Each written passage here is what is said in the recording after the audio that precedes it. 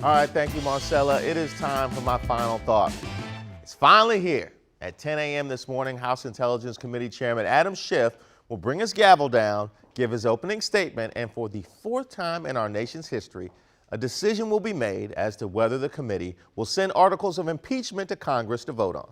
Now, it only takes a simple majority of the House to formally impeach a president. After that, it's up to the Senate to carry out the impeachment trial. Only two presidents, Andrew Johnson and Bill Clinton, have been formally impeached by Congress, but both were acquitted in the trial that followed. Richard Nixon resigned before the House had a chance to impeach him. And despite all the talk on television, despite all the accusations that have flown back and forth during the closed-door testimony of some 15 witnesses, despite all the pages of depositions that have been publicly released, analyzed, and debated ad nauseum, the question comes down to this. Did our president abuse the powers of his office for personal advantage and gain? This is what Democrats will attempt to prove. These hearings that will be starting in just a few hours will undoubtedly devolve down into sparring sessions between the majority and the minority members of Congress. Just watch.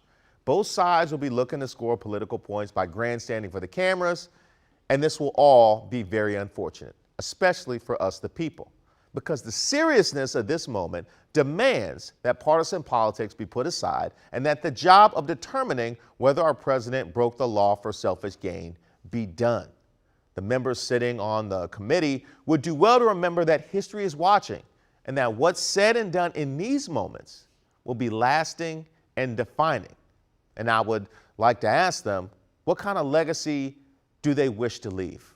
A legacy of statesmanship or a legacy of partisanship? We're going to continue this conversation online. Of course, this is your home for all things impeachment. Keep up with us on our website and app. You guys have a beautiful Wednesday. Get on up these